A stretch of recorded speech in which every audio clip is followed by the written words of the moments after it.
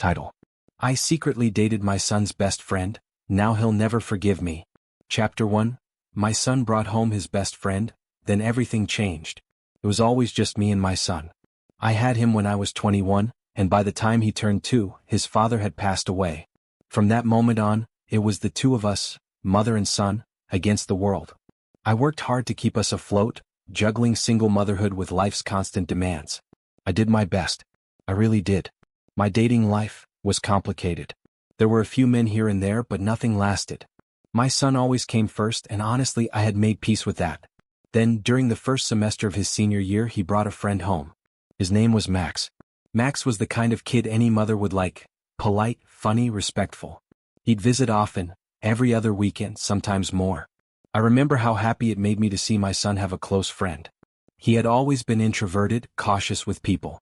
But with Max, something changed in him. He laughed more, smiled more.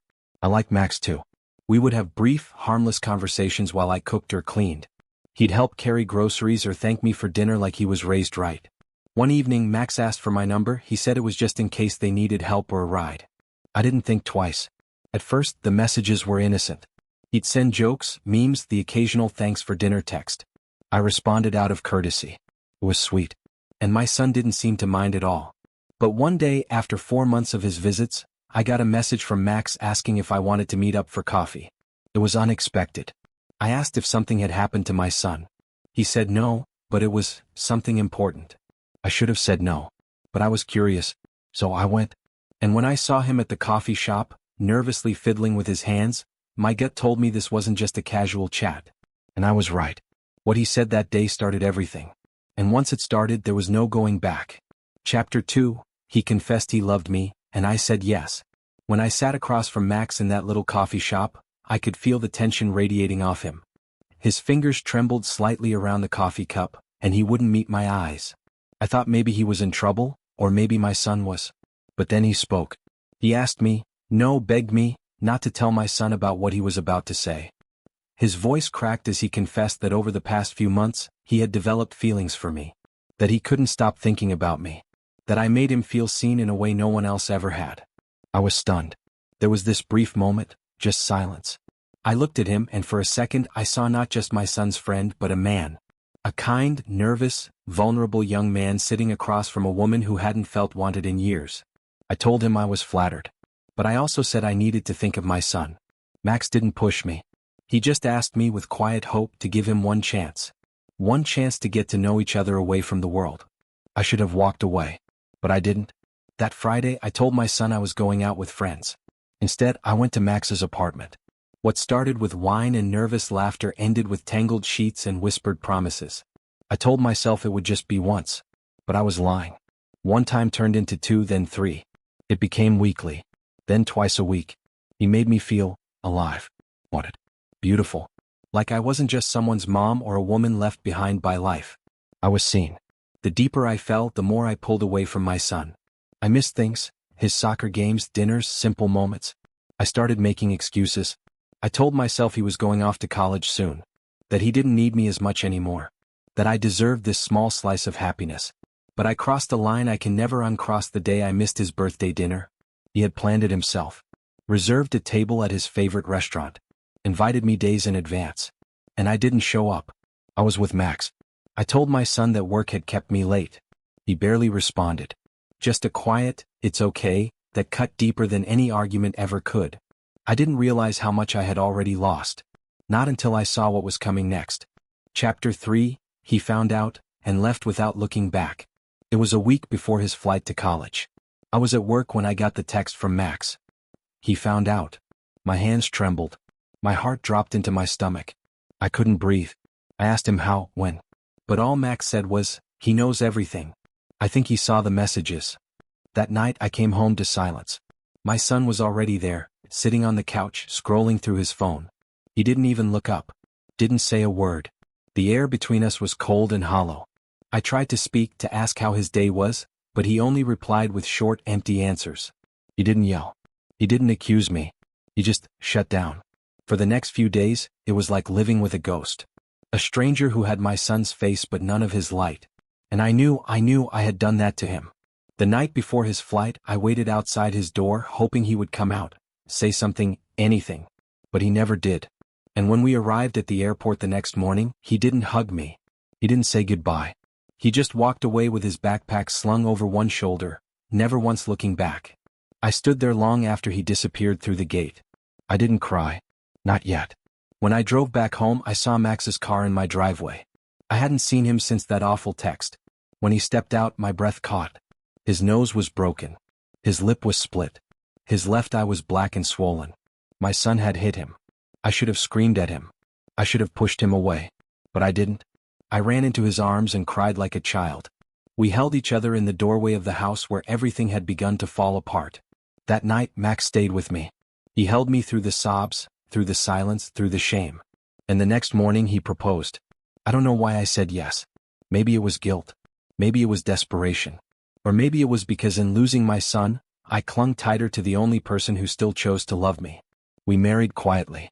No family. No friends. Just the two of us. 2 years later we had a daughter. And still, I hadn't heard a word from my son. Not until last week. Chapter 4, 4 years later, he called me. It was a normal Tuesday. The kind of day where dishes were left in the sink, toys scattered on the floor, and Max humming in the garage while working on someone's car. Our daughter was napping. I was folding laundry. And then my phone rang. I didn't recognize the number at first. But something in me knew. I picked it up with trembling fingers. I didn't even say hello. I just held my breath. And then I heard his voice. Hi, Mom. I'll be in town this Friday. I'd like to meet. I didn't ask why. I didn't ask how he got my number after 4 years of silence. I just said yes. And when I hung up, the silence in the house felt deafening. Max found me still sitting on the couch, staring at the floor. I told him. His face tensed, but he said nothing. Just nodded and wrapped his arms around me. I didn't bring up whether he should come. I knew this meeting wasn't about him. The next few days passed in a blur. I couldn't eat. Couldn't sleep. Every time I closed my eyes, I saw my son's face. His eyes the last time I saw them, cold and blank as he turned away at the airport. Friday came. I chose a modest blouse. Minimal makeup. I didn't want to look like I was trying to impress him. I wanted to look like his mother again. Whatever that meant now. We met at a small coffee shop not far from the university where he used to talk about going. I got there early, sat in the car for 10 minutes before finally forcing myself inside. And there he was. Sitting in a corner booth, scrolling through his phone, looking just like his father had once looked when he was young. Stronger. Older. Hardened. I stood there frozen. He didn't even stand up when he saw me. Just glanced up and said, "Hi." I asked if I could sit. He nodded. I started with small talk, asked how he was doing. He replied, "Fine." And then, before I could even begin to say I was sorry, he raised a hand and said, "Before you apologize, I want to understand how the relationship between Max and you even started." And just like that, the floodgates opened. I started telling him everything. But I had no idea how much it would hurt to hear his questions next. Chapter 5, his goodbye was forever. I told him everything. How it started. Why I said yes. How it felt to be seen again, after years of feeling invisible. But as I spoke, he didn't look angry. He looked tired. Then came his questions, each one like a dagger, slow and deliberate. "So all the times you went out, you were lying to me, weren't you?" I nodded. "What about the times I asked to hang out? Were you with him instead?" Tears welled in my eyes. I couldn't answer. But silence was its own confession. And my birthday? That broke me. I covered my mouth and started sobbing. Right there in front of him, I cried like a child. But he didn't reach for me. He didn't offer comfort. He only said quietly, "Save your tears. I figured all of this out a long time ago. I just wanted to hear it from you." He paused, took a breath, and asked one more question. "Are you still with him?" I nodded. "We're married. We have a daughter." His expression didn't change. Not even a flicker. Just a long, still silence as he stared at the table. And then, finally, he spoke. "I never hated you for falling in love," he said. "I always wanted you to be happy. To find someone. Even if that someone was Max. What I couldn't understand, what I still can't, is why you chose him over me." He looked me in the eye and there was no anger. Just sorrow. "You didn't just fall in love. You disappeared. You forgot I existed." I tried to speak, but he shook his head. "I don't want an apology. I came here for closure. I've built a life. I'm engaged now. She was raised by a single mom too, she gets it. Her family treats me like their own. He smiled faintly at that, the only time he smiled during the whole conversation. I just needed to say goodbye the right way. Then he stood up. I won't be there when you're sick. I won't visit your grave.